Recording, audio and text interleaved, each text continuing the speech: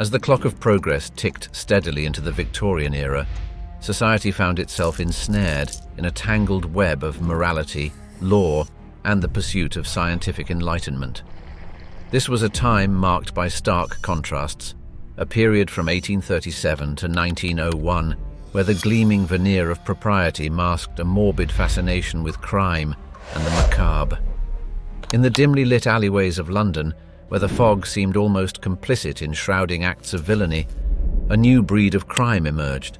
Infamous names like Jack the Ripper became synonymous with terror, and their heinous acts cast long shadows over the cobblestone streets.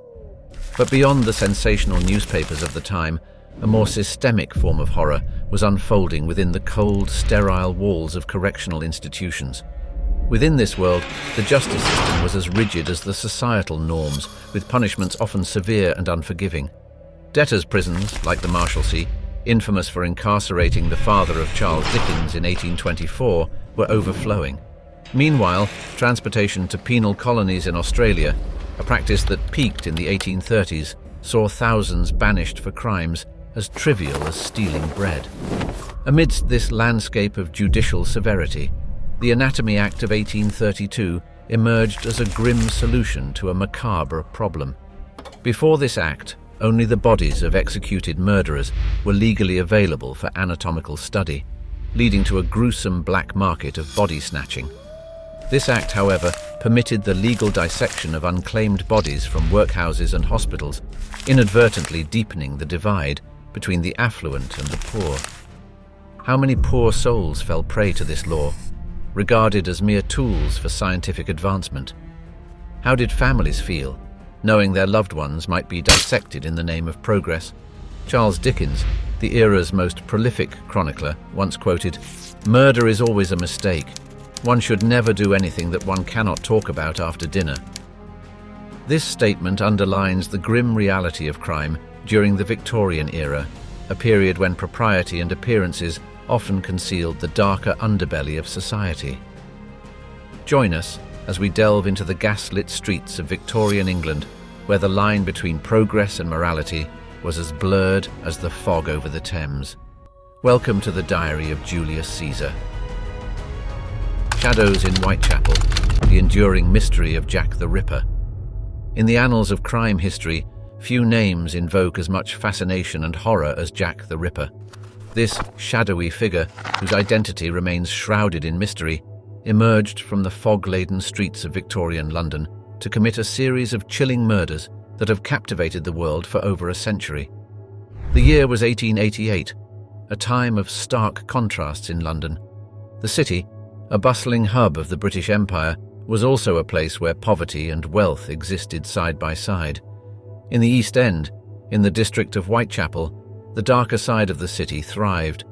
Here, amidst the narrow, gas-lit alleys, a predator walked, his deeds soon to send shockwaves across the world. The Ripper's reign of terror began on August 31st, 1888, with the brutal murder of Mary Ann Nichols. Her body, discovered on Bucks Row, exhibited the gruesome hallmarks that would become synonymous with the Ripper killings: deep throat slashes, abdominal mutilations, and a ferocity that spoke of a deep-seated rage. The city's underbelly was no stranger to violence, but this was different. This was something more sinister. As the autumn leaves began to fall, the Ripper's blade did not rest. Annie Chapman, found on September 8th in the backyard of 29 Hanbury Street, was the next victim. Her injuries were more severe than those of Nichols, indicating a growing boldness in the killer. The streets of Whitechapel, already steeped in misery, now pulsed with a palpable fear. The murders sent shockwaves through London society, reaching their horrifying crescendo on the night of September 30th, known infamously as the Double Event. Elizabeth Stride and Catherine Eddowes were murdered within hours and mere streets apart. The rapid succession of these killings indicated a murderer growing increasingly brazen, his audacity matched only by his elusiveness. The Ripper's final act in this macabre play came with the murder of Mary Jane Kelly on November 9th, inside her room at 13 Miller's Court. Her death was by far the most gruesome, her body subjected to a level of butchery previously unseen in the prior killings. The precision of the cuts led some to speculate that the killer had anatomical knowledge, perhaps even medical training.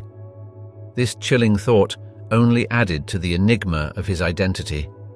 The panic in Whitechapel, fueled by these horrific events, was exacerbated by the media frenzy.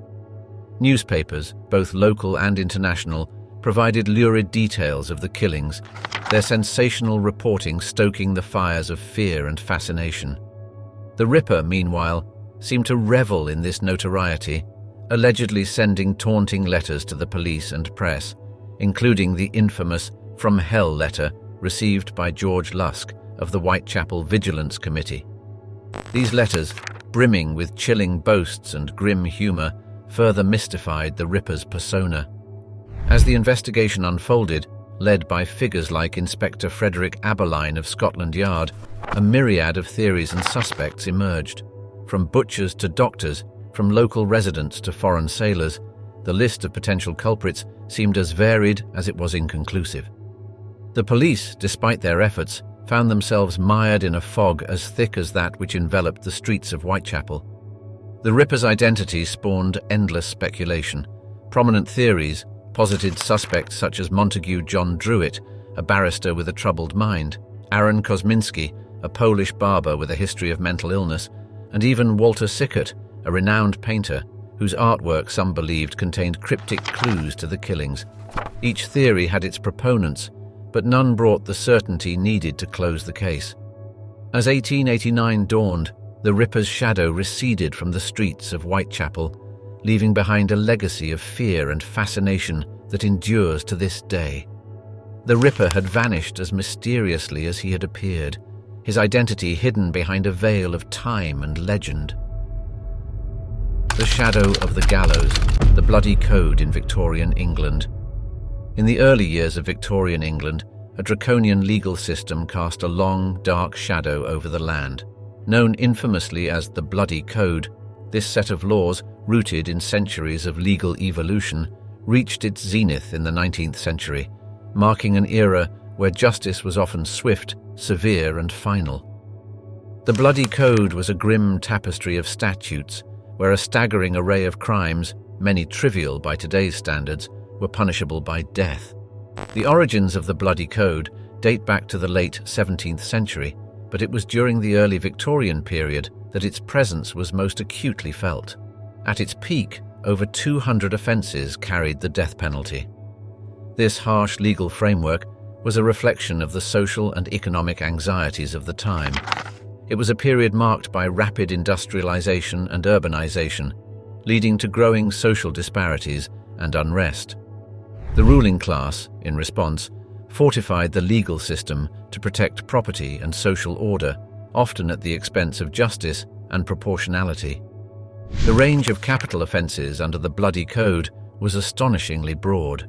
Crimes such as theft of goods valued over a shilling, cutting down a tree, and even the seemingly innocuous act of impersonating a Chelsea pensioner were all punishable by death. The infamous case of James Pratt and John Smith in 1835, who were executed for the crime of buggery, is a stark example of the code's severity and the societal values it sought to enforce.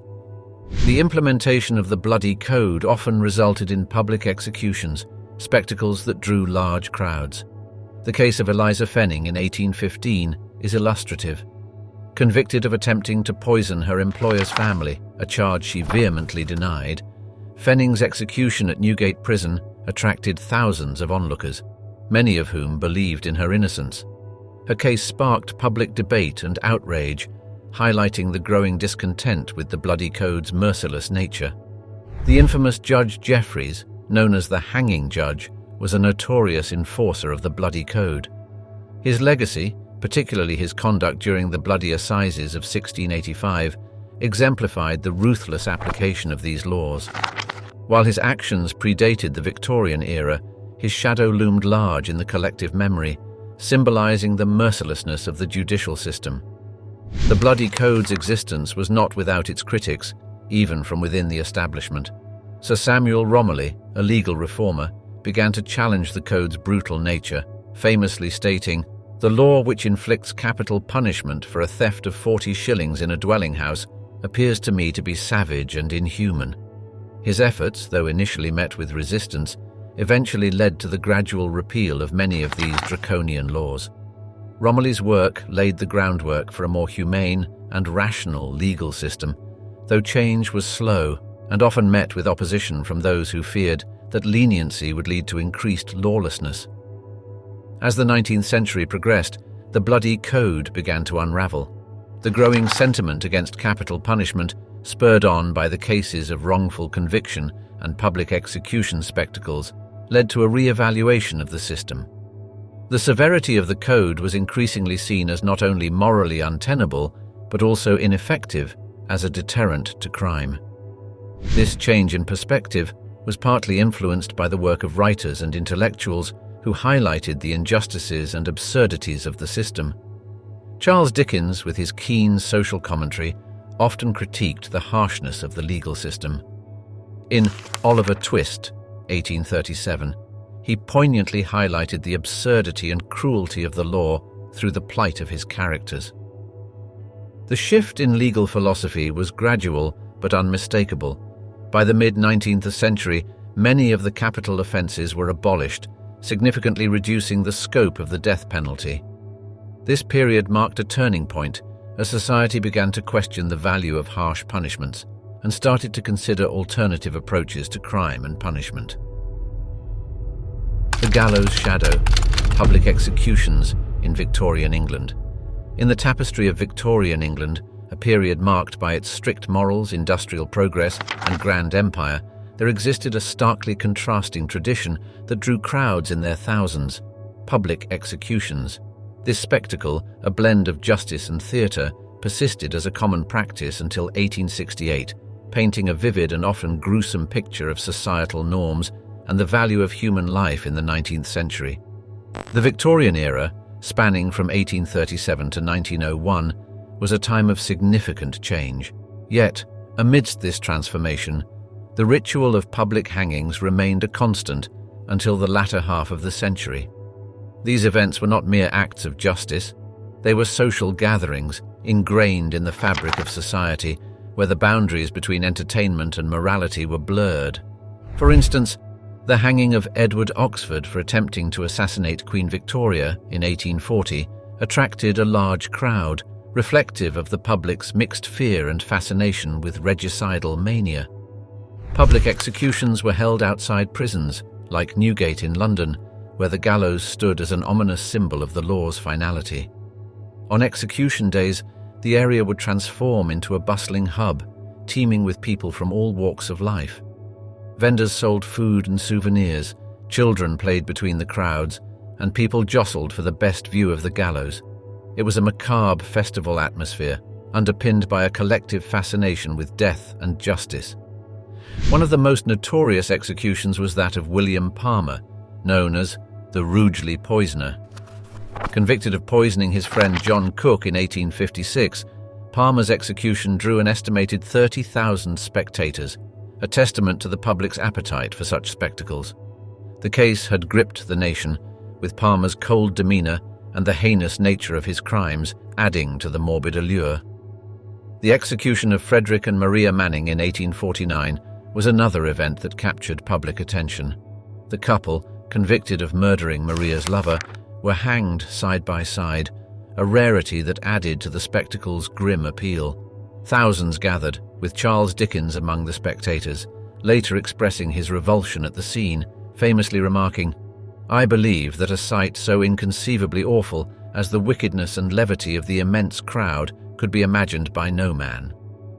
The attitudes towards these public spectacles began to shift as the century progressed.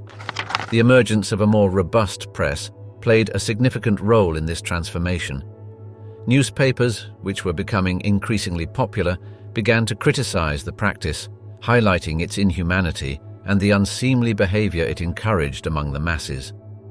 The Times, for instance, frequently editorialized against the barbarity of these spectacles, influencing public opinion. One notable quote from an 1864 edition of the Times read, The sight of the gallows gradually produces the very lawlessness it is intended to suppress. In addition, the Victorian era was a time of growing enlightenment and social reform. Questions about morality, justice, and the dignity of human life started to emerge, challenging the long-held traditions of public punishment. Reformers and intellectuals, such as prison reformer John Howard, argued for a more humane approach to justice, focusing on rehabilitation rather than retribution. This shift in mindset was gradual but undeniable. The last public hanging in England took place in 1868, marking the end of an era. The execution of Michael Barrett, convicted for his involvement in the Fenian bombing in Clerkenwell, drew large crowds, but the mood was notably different. There was a sense of unease, a growing recognition that the spectacle of death might no longer be an acceptable form of public entertainment or justice. The abolition of public executions in 1868 did not signify an end to capital punishment in England, but it did reflect a pivotal change in societal attitudes. Executions were moved behind prison walls, away from public view, signaling a shift towards a more private and somber approach to justice. As the 19th century drew to a close, the era of public executions became a distant, albeit vivid memory in the collective consciousness of the nation. The gallows, once a symbol of fear and fascination, receded into the shadows of history. Behind iron gates, the grim reality of Victorian prisons. In the heart of Victorian England, a period renowned for its cultural refinement and industrial progress, lay a starkly different world within the walls of its prisons. Notorious institutions like Newgate and Pentonville stood as somber testaments to the era's approach to crime and punishment. These prisons were more than just buildings. They were symbols of a society grappling with the concepts of justice, reform, and the very nature of human morality. The story of Victorian prisons begins with an evolution in thought. Prior to the 19th century, prisons were largely holding cells for debtors and those awaiting trial or punishment. However, as the 1800s progressed, the philosophy of incarceration underwent a significant transformation. The Victorian era saw the rise of the prison system as a means of reform, a radical shift from the punitive gallows that had dominated the landscape of justice. Newgate Prison, with its imposing structure in the heart of London, exemplified this change. Dating back to the 12th century, Newgate had evolved from a medieval holding facility to a key institution of correction by the Victorian era. Its walls, which had witnessed centuries of history, were home to both petty thieves and notorious criminals. The conditions within were harsh, reflecting the era's belief in punishment as a deterrent. Charles Dickens, who visited Newgate in the early 19th century, described it as a place of hopeless misery, a sentiment echoed by many who glimpsed its interior. Pentonville, opened in 1842, marked a further evolution in the prison system. Designed to implement the separate system, it was a model for subsequent prisons. Inmates were isolated from each other, a practice believed to encourage reflection and reformation. The solitude was intended to prevent the corruption of prisoners by their peers, a novel idea at the time. However, this isolation often had detrimental effects on the mental health of inmates, a fact not fully understood or acknowledged at the time. The daily life of a Victorian prisoner was one of strict routine and discipline. The regime in prisons like Newgate and Pentonville was designed to instill habits of order and industry. Prisoners were put to work, often at hard labor such as the treadmill or the crank, grueling tasks that served both as punishment and a means to keep the prisoners occupied. The food was meager, and the cells were basic and cold, with minimal comfort.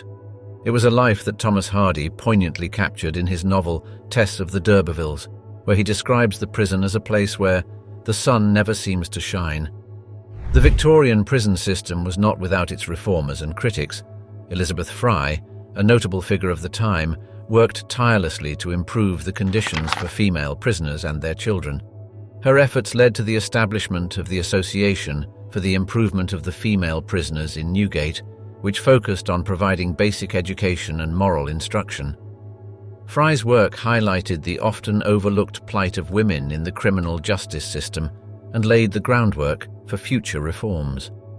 Despite these efforts at reform, the reality of Victorian prisons remained grim for many. Overcrowding was a common issue, exacerbated by the influx of prisoners resulting from the Bloody Code, which made over 200 crimes punishable by imprisonment or death. The conditions in these overcrowded prisons were ripe for disease and despair, a far cry from the ideals of reform and rehabilitation that were professed by some. The architecture of Victorian prisons, with their imposing facades and intricate networks of cells and corridors, mirrored the complexities of the system itself.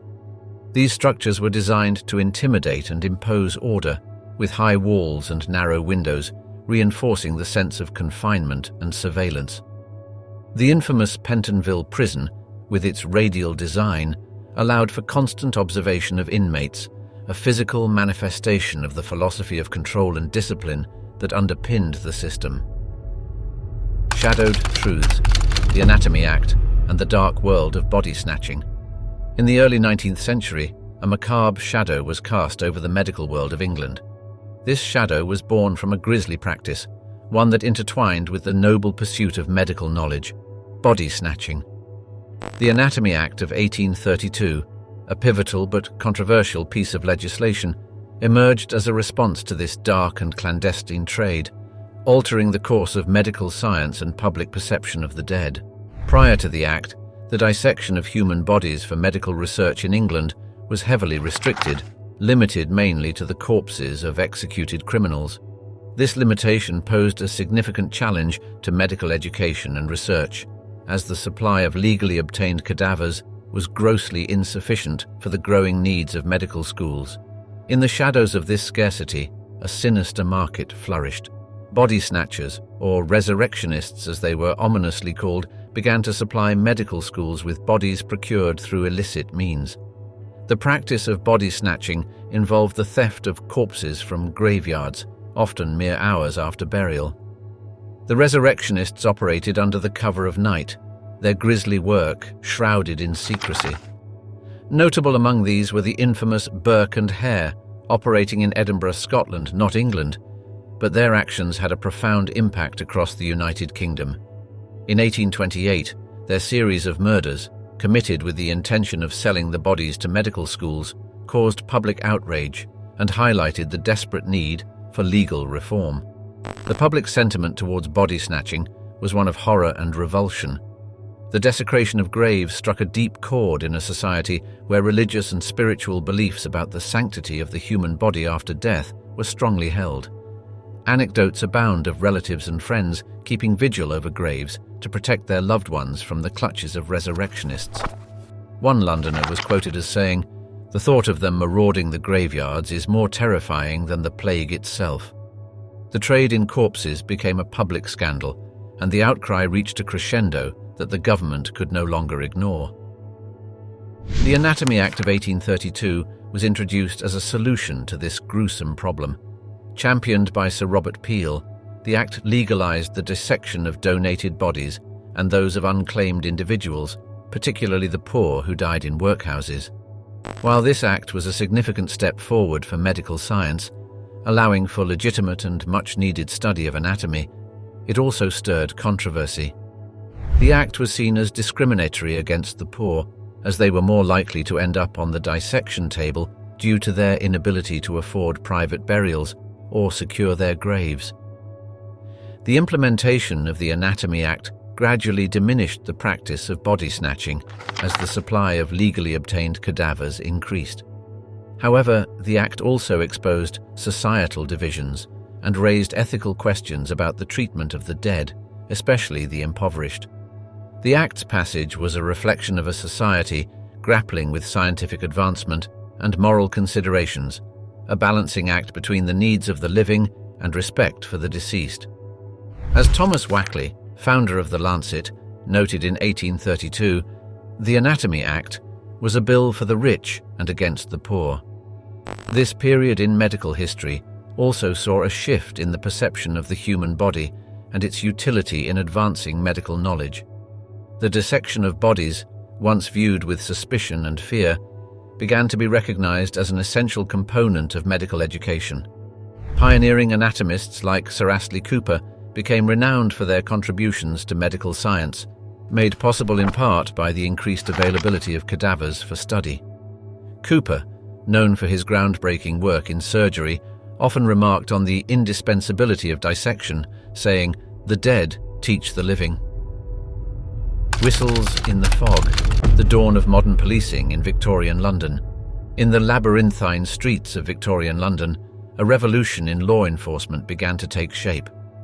The year 1829 marked a pivotal moment in the history of policing with the founding of the Metropolitan Police Service, an event that would forever alter the landscape of crime and justice in England. This era saw the birth of modern policing, a concept that evolved from rudimentary watchmen to an organized police force, embodying a fundamental shift in societal approaches to law and order. Before this transformation, policing in London was a patchwork affair. Watchmen and parish constables, often inadequately trained and poorly paid, patrolled the streets, their effectiveness limited and their authority frequently questioned. The burgeoning city, with its dense fog and dark alleys, presented a formidable challenge to these early guardians of peace. Crime was rampant, and the public's faith in these traditional forms of policing was waning. The catalyst for change came from Sir Robert Peel, then Home Secretary, who introduced the Metropolitan Police Act in 1829. This act laid the foundation for the Metropolitan Police Service, a unified force that would patrol the entirety of Greater London, with the exception of the City of London, which maintained its own police force. Peel, understanding the necessity of public support for effective policing, emphasized principles that sought to establish the police as a body that served the community. His guidelines, often summarized by the adage, "The police are the public and the public are the police," underscored the importance of cooperation and respect between the police and the populace. The new force, known colloquially as Bobbies after Robert Peel or Peelers, was a novel presence in London. Uniformed in blue to distinguish them from the military, these officers were armed only with a truncheon, a whistle for signalling, and a set of instructions that emphasized restraint and professionalism. The introduction of these uniformed officers initially met with skepticism and even hostility from the public, who were unaccustomed to such organized surveillance. The early challenges faced by the Metropolitan Police were formidable. The notorious slums of areas like Whitechapel and the rookeries of St Giles were hotbeds of crime, where officers patrolled in pairs for safety. Policing these areas required not just courage, but also a deep understanding of the local populace. Stories abound of early officers like Charles Rowan and Richard Mayne, the first two commissioners of the Metropolitan Police, who navigated the delicate balance of enforcing the law while gaining the trust of the communities they served. One of the defining moments in the evolution of Victorian policing was the handling of the Bloody Sunday demonstration in 1887. This event, where a protest in Trafalgar Square turned violent, tested the police's ability to manage large crowds and maintain order. The tactics employed by the police during this and similar events laid the groundwork for modern crowd control strategies. Policing in the Victorian era was not just about crime fighting, it was also about social order and moral regulation. The police were tasked with enforcing a wide range of laws, including those pertaining to public drunkenness, vagrancy, and morality. This role often placed them at the intersection of law enforcement and social service, a position that was both challenging and critical to the maintenance of public order. The Victorian police also played a crucial role in the early development of criminal investigation techniques. The emergence of detectives in the police force, initially as plainclothes investigators, marked the beginning of a more analytical approach to crime solving. Notable figures like Detective Inspector Frederick Aberline, who worked on the Jack the Ripper case, became emblematic of this new detective branch. Although the Ripper case remained unsolved, the methods employed during the investigation, such as the use of forensic evidence and crime scene analysis, were early forays into techniques that would later become staples of criminal investigation. The Victorian era also witnessed the introduction of technological advancements in policing. The telegraph, for example, provided a rapid means of communication between police stations, significantly enhancing coordination and response times. Additionally, the introduction of the Bertillon system, a method for identifying criminals based on physical measurements, marked an early attempt at systematic criminal identification, predating the adoption of fingerprinting. The dawn of detection, tracing the roots of forensic science in the Victorian era. In the shadowy corners of Victorian England, amidst the fog-shrouded streets and gaslit alleys, a quiet revolution was unfolding. This was not a revolution of industry or politics, but one of crime-solving. The Victorian era, a period often romanticized for its advancements in literature, culture, and society, also played a pivotal role in the birth and development of forensic science. This was a time when science began to infiltrate the world of criminal investigation, transforming it from an art into a discipline grounded in empirical evidence. One of the most significant advancements in this era was the development of fingerprinting. The use of fingerprints as a means of identification was not a completely new idea. It had been noted in ancient times and in various cultures. However, it was Sir Francis Galton, a cousin of Charles Darwin, who, in the late Victorian era, began to study fingerprints systematically.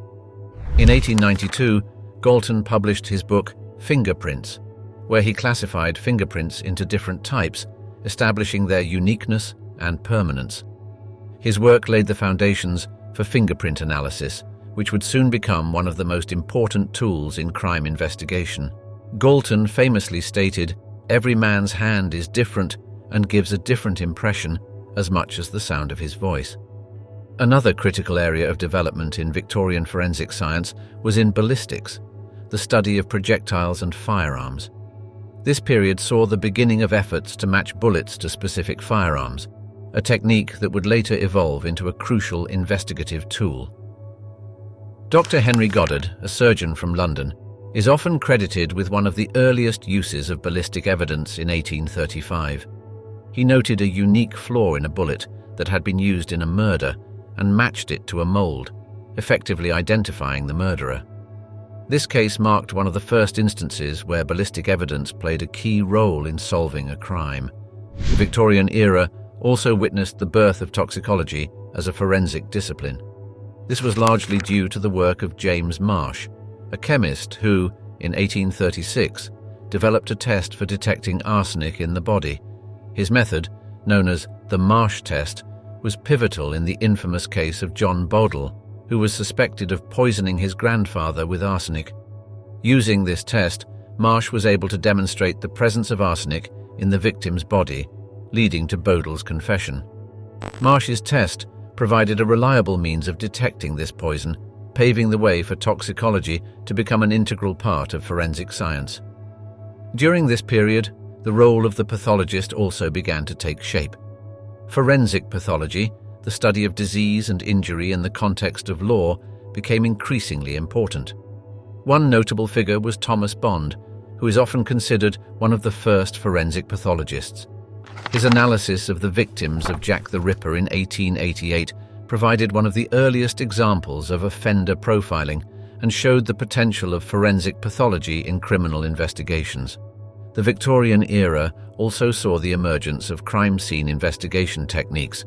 Police officers and detectives began to recognize the importance of preserving crime scenes and collecting physical evidence. This shift in approach was partly influenced by the work of pioneering figures like Eugene Vidocq, a former criminal turned detective, who emphasized the value of physical evidence in solving crimes. Photography, a rapidly developing technology during this period, also found its place in forensic science. Alphonse Bertillon, a French police officer and biometrics researcher, developed a system of criminal identification based on physical measurements and mug shots. While his anthropometric system would eventually be overshadowed by fingerprinting, his use of photography for documenting crime scenes and criminals was groundbreaking.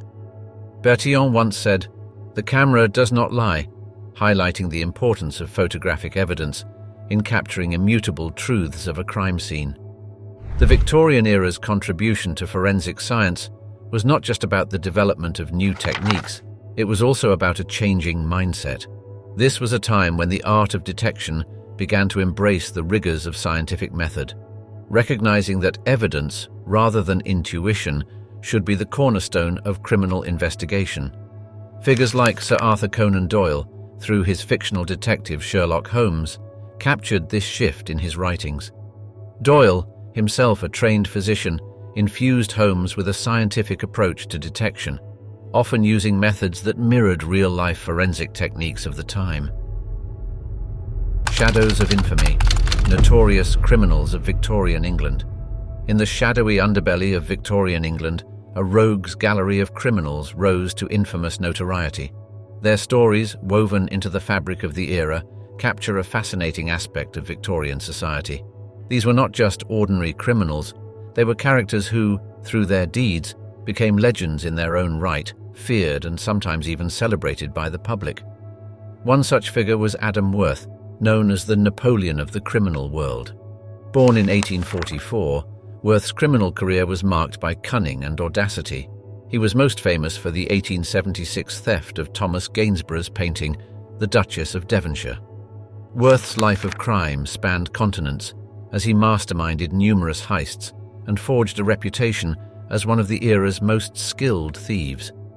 His exploits were so renowned that Sir Arthur Conan Doyle is said to have drawn inspiration from Worth for his character, Professor Moriarty, in the Sherlock Holmes stories.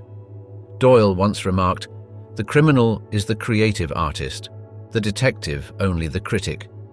Another infamous character was Charles Peace. Peace, a burglar and murderer, operated in the 1870s and became one of the most notorious figures of the time. His criminal career was a mix of violence and cunning, culminating in a murder in Sheffield and a subsequent life of crime in London. Peace's ability to evade capture, often through ingenious disguises and cunning escapes, fascinated the public. Upon his capture and execution in 1879, the newspapers were filled with lurid details of his crimes, reflecting the Victorian fascination with sensational and morbid tales. Moving away from the world of theft and murder, one encounters the story of Catherine Wilson, dubbed the Poison Panic of the Victorian era. Wilson, a nurse, was convicted in 1862 of multiple poisonings. Her case was sensational not just for the nature of the crimes, but also for the public's voracious appetite for details about poisonings during the period. The Times reported her execution with a grim fascination, noting the public's insatiable appetite for the macabre details of her case. Then there was the case of the Tichborne claimant. In a saga that captivated Victorian society, Arthur Orton, a butcher from Wapping, claimed to be Sir Roger Tichborne, a missing aristocrat presumed dead. The legal battle that ensued in the 1860s was a sensation, with the public eagerly following every twist and turn. The case, which ended in Orton's exposure as an impostor, was famously summarized by the judge who presided over his trial. Never in the annals of judicial history has there been a more remarkable story of the fabrication of a series of impudent and audacious falsehoods. These criminals, infamous in their day, were more than just lawbreakers. They were symbols of the fears and fascinations of Victorian society. They were the subjects of newspaper articles, penny dreadfuls, and public gossip, their deeds often exaggerated and mythologized.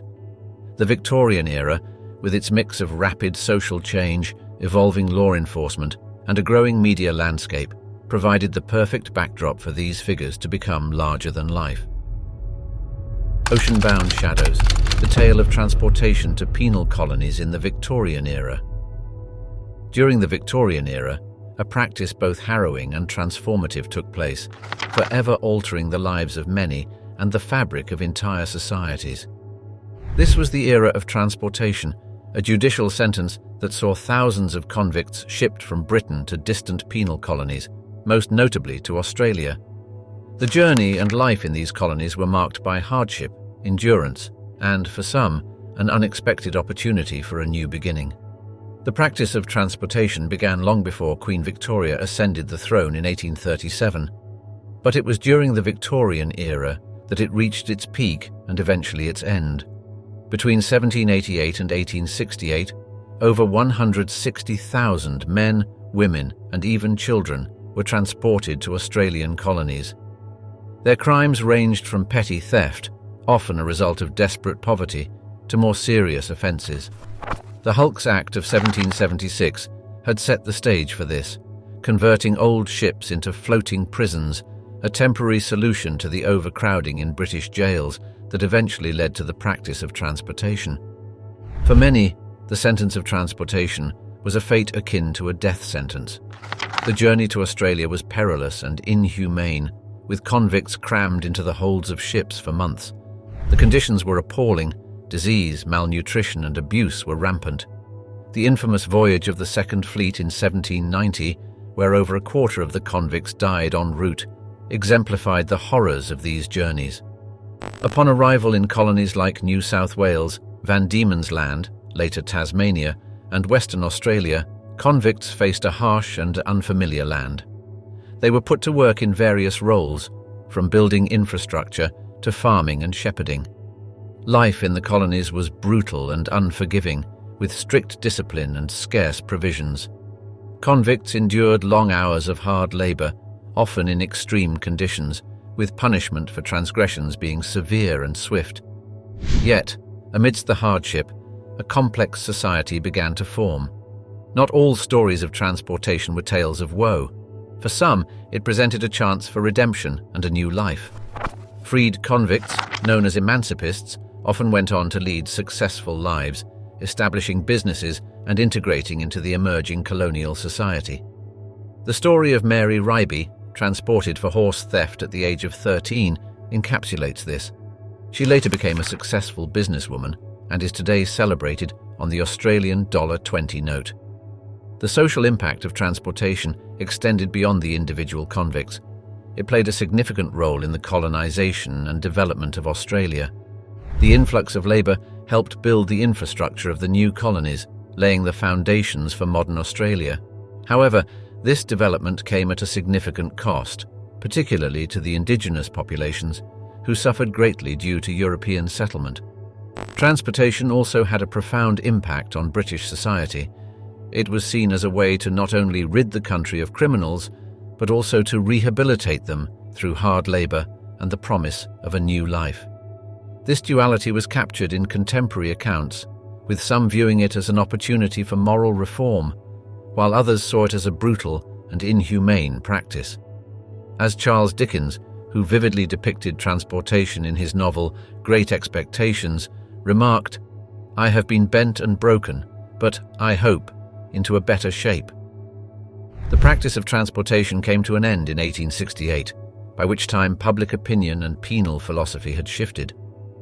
The end of transportation marked the close of a significant chapter in both British and Australian history, a chapter characterised by pain and hardship, but also by resilience and transformation. The legacy of this era lives on in the cultural and societal fabric of Australia, a nation built in part by those who arrived not by choice, but by force, under the shadow of their past and the sails of the convict ships. Shadows of Whitechapel, echoes beyond the Ripper. In the late 19th century, the narrow, gas-lit streets of Whitechapel, London, became synonymous with terror and mystery, largely due to the infamous Jack the Ripper. However, beyond the Ripper's shadow, Whitechapel's dark alleys harboured other sinister tales, lesser known yet equally reflective of the area's troubled times. These stories, often overshadowed by the Ripper's notoriety, paint a broader picture of the crime-ridden and impoverished conditions of Victorian Whitechapel.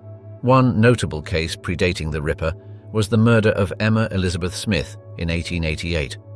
Smith, attacked and robbed by a gang, later died from her injuries. Her death highlighted the prevalence of violent street gangs in Whitechapel, which terrorized the local population. Unlike the Ripper's victims, Smith's assailants were motivated by greed rather than a desire to kill, exemplifying the everyday dangers faced by those living in the area. Another tragic case was that of Alice Mackenzie, murdered in 1889. Mackenzie's death bore similarities to the Ripper's killings, leading to speculation that she was another of his victims. However, differences in the modus operandi suggested a different perpetrator, indicating that other dangerous individuals lurked in the shadows of Whitechapel. The year 1891 brought brought another chilling case with the murder of Frances Coles. Coles was found with her throat slashed under a railway arch in Whitechapel. Her murder, occurring after the Ripper's presumed final victim, reignited fear in the area. While her killer was never conclusively identified, the crime added to the narrative of danger and violence that defined the district. Beyond these individual tragedies, Whitechapel was a hotbed of criminal activity. The area's overcrowded living conditions, poverty, and proximity to the bustling London docks made it a breeding ground for crime. Thieves, con artists, and petty criminals were commonplace, preying on the vulnerable and contributing to the area's lawless reputation. The dark legacy of Whitechapel was not solely the work of murderers. The everyday reality for many of its residents was a struggle against poverty and exploitation. Women, in particular, were vulnerable in a society that offered them few protections or opportunities. Many turned to offering personal services as a means of survival, placing them at risk of violence and exploitation. As the historian Walter Besant observed in 1892, Whitechapel is associated in the public mind with the idea of squalor, dirt, poverty, and crime. Whispers in ink, the Victorian press, and the spectacle of justice. In the labyrinthine streets of Victorian England, where gaslights flickered like the whispers of the night, the press emerged as a formidable force, shaping the contours of crime and punishment. It was an era where the written word wielded power, and newspapers, like the London Times, the Illustrated Police News, and others acted as both mirror and moulder of public opinion. The penny dreadfuls, cheaply printed serial stories like Varney the Vampire or The String of Pearls, which introduced Sweeney Todd, further fueled the public's morbid curiosity with their lurid tales of crime and gore. The Victorian press, in its coverage of crime, was as sensational as it was influential. The latter half of the 19th century especially witnessed a surge in literacy and a hunger for news, creating a fertile ground for newspapers to flourish. Crime stories, with their lurid details and moral lessons, sold papers. The infamous Jack the Ripper case of 1888, where a serial killer prowled the streets of Whitechapel, is a prime example. The press coverage was relentless, with newspapers like The Times and the Daily Telegraph offering detailed, often sensationalized accounts of the murders and the ensuing police investigation. The press's obsession with the Ripper case extended to wild speculations about the killer's identity, with some papers even receiving letters purportedly from the Ripper himself. This not only fueled public fear, but also pressured the police to catch the killer, showcasing the press's influence on the justice system. The Victorian press's portrayal of crime often had a moralistic tone, reflecting and reinforcing the era's social norms and values. Crime reporting frequently included detailed descriptions of the criminal, their background, and speculated motives, painting a vivid picture for the readers. In 1861, the sensation surrounding the Constance Kent case, where a 16-year-old girl confessed to a brutal murder, was splashed across the pages of newspapers.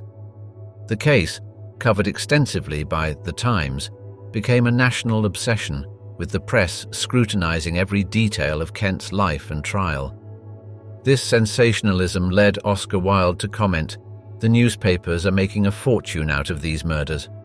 Moreover, the Victorian press played a pivotal role in shaping public discourse around punishment.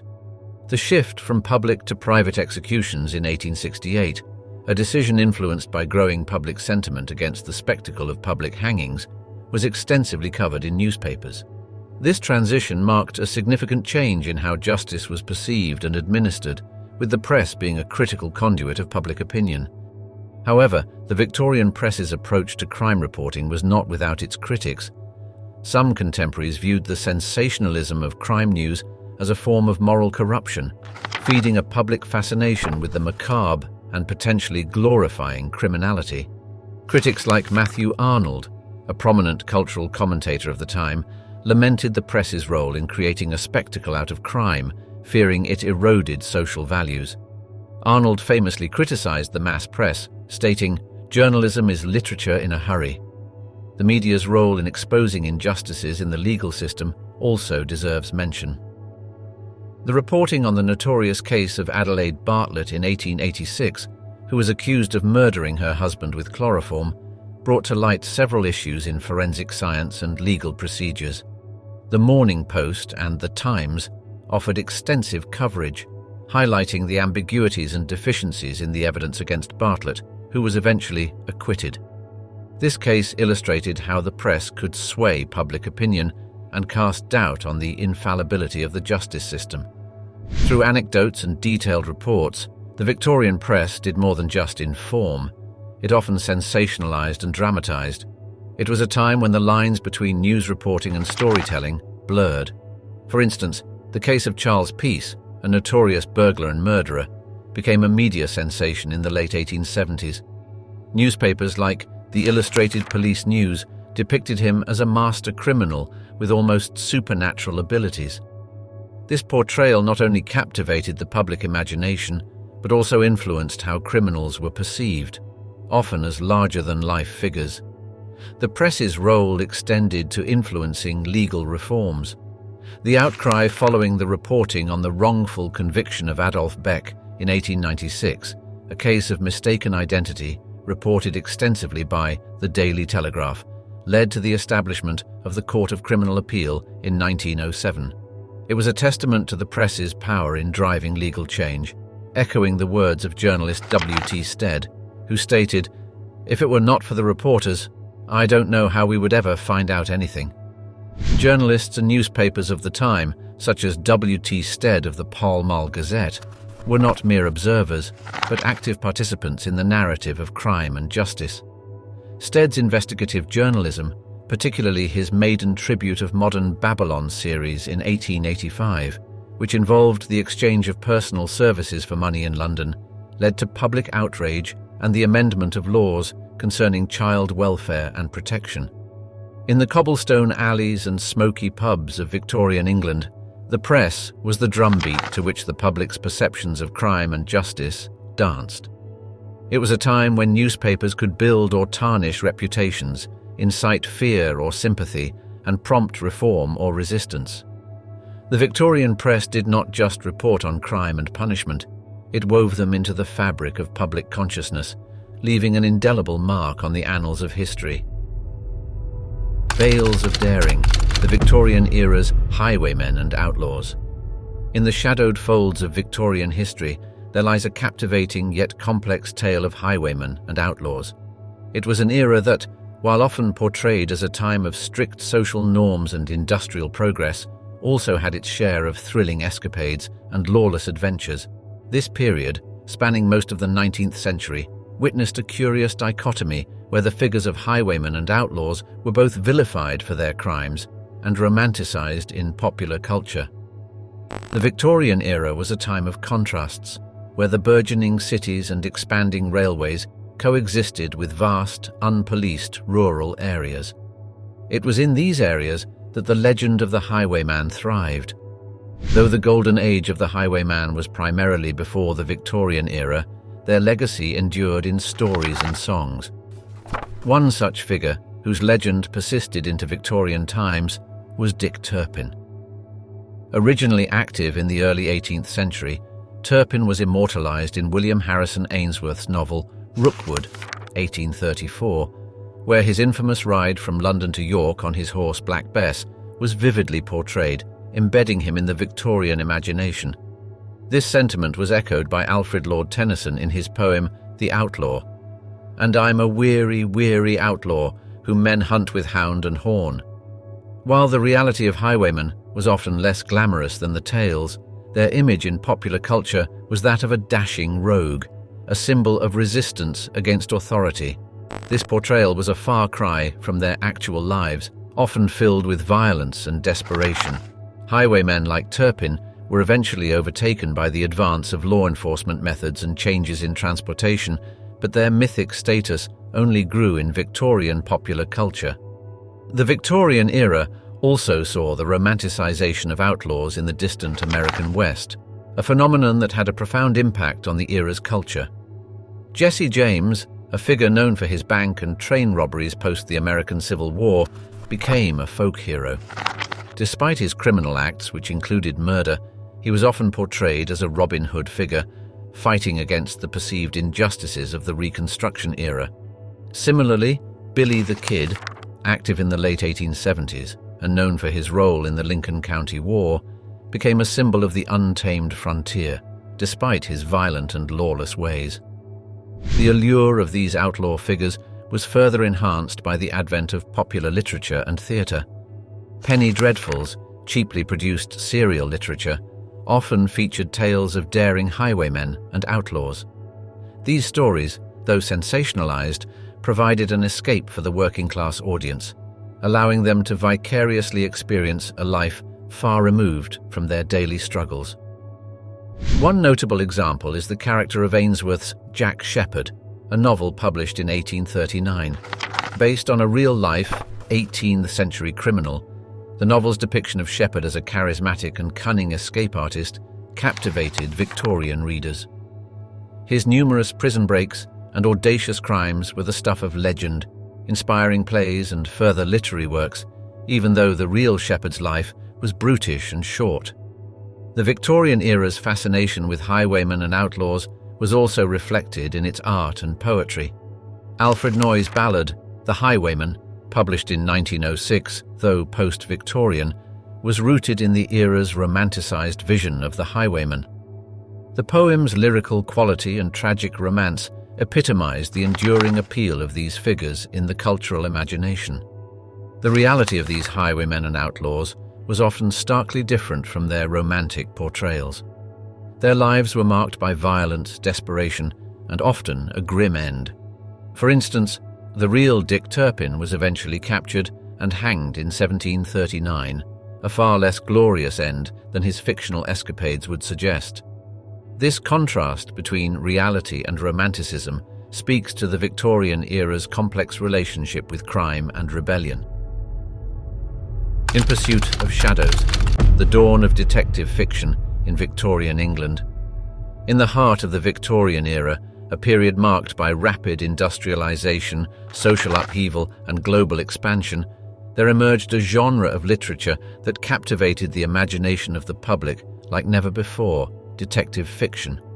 This was a time when the fog-laden streets of London were not just pathways connecting the city, but a canvas for a new breed of heroes, the detectives. In these bustling lanes, characters like Sherlock Holmes, born from the pen of Arthur Conan Doyle, embarked on their quests for truth, setting the foundation for a genre that would enthrall readers for generations. The birth of detective fiction in the Victorian era can be traced back to the middle of the 19th century. It was a time characterized by a unique blend of curiosity, skepticism, and a relentless pursuit of knowledge. Edgar Allan Poe, often credited with pioneering the detective fiction genre, introduced the world to C. Auguste Dupin in The Murders in the Rue Morgue in 1841. Though American, Poe's influence crossed the Atlantic, sowing the seeds for what would become a quintessentially British genre. However, it was Sir Arthur Conan Doyle, a Scottish physician and author, who truly immortalized detective fiction during the Victorian era. In 1887, Conan Doyle introduced Sherlock Holmes in A Study in Scarlet, published in Beeton's Christmas Annual. Holmes, an eccentric, brilliant detective based in 221B Baker Street, London, captured the public's imagination with his keen observation, logical reasoning, and the flair for the dramatic. Dr. John Watson, his loyal friend and chronicler, provided the lens through which readers could follow Holmes's adventures. Conan Doyle's creation was not just a character, but an icon, embodying the Victorian era's fascination with science, reason, and the mysteries that lay in the shadows of progress. The setting of these stories was no less important than the characters. Victorian London, with its gaslit streets, dense fogs, and the stark contrast between the opulence of the wealthy and the squalor of the poor, provided the perfect backdrop for detective stories. The city itself became a character, its labyrinthine streets and dark alleys echoing with secrets waiting to be uncovered by the likes of Holmes. The popularity of detective fiction during this time was also a reflection of the societal changes occurring. The establishment of the Metropolitan Police in 1829, the introduction of the detective branch in 1842 and the growing public fascination with crime and forensic science were mirrored in these stories. The real-life figures like Jack the Ripper, whose notorious crimes in 1888 remained unsolved, only heightened the allure of a figure like Sherlock Holmes, who always caught his man. Detective fiction offered a sense of order and justice that was often missing in real life. In a world grappling with the uncertainties of the Industrial Revolution and the complexities of urban life, the figure of the detective served as a beacon of rationality and truth. Holmes, with his remarkable deductive skills, represented a triumph of intellect over chaos, a theme that resonated deeply with Victorian readers. The genre was not limited to Conan Doyle and his creation. Wilkie Collins, with works like The Moonstone, 1868, often considered the first full-length detective novel in English, and The Woman in White, 1859, contributed significantly to the genre. His use of multiple narrators and focus on the mystery element laid down a blueprint that many later detective stories would follow. The influence of detective fiction extended beyond literature. It permeated popular culture with plays, parodies, and later film adaptations. Sherlock Holmes became a cultural icon, his cap and pipe becoming synonymous with the detective figure. The stories were not just entertainment, they were a reflection of the Victorian era's values, fears, and aspirations. His aphorisms, like, "It is a capital mistake to theorize before one has data," resonated with a society deeply entrenched in the empirical and rationale. Arthur Conan Doyle, throughout his career, found himself both fascinated and tormented by his creation. Holmes's popularity overshadowed Doyle's other literary works, leading him to once remark, "I am afraid that Sherlock Holmes has tended to obscure somewhat my more serious literary work." Yet, it was this very creation that firmly established Doyle's place in literary history and the annals of detective fiction. As we delve back into the present, leaving behind the shadowed streets and whispered tales of the Victorian era, we bid farewell to a time of stark contrasts and profound change. From the vigilant eyes of Sir Robert Peel's Bobbies to the enigmatic silence of Jack the Ripper, we've journeyed through a period where the echoes of crime and the clank of justice shaped a society on the cusp of modernity. In this era of gaslight and fog, every cobblestone seemed to hold a story, every alley a secret. It was a time when the press's ink wove tales of horror and heroism alike, captivating a nation and forever altering the course of criminal justice. As Charles Dickens aptly remarked, it was the best of times, it was the worst of times. The Victorian era, a tapestry of human experience, reminds us of our continual quest for justice and understanding amidst the complexities of society. So, as we close this chapter and return to our own time, let's carry with us the lessons and legacies of the past. Thank you for joining us on this journey through the shadows of history. Until next time, may our exploration of yesterday enlighten our path today. Goodbye and take care.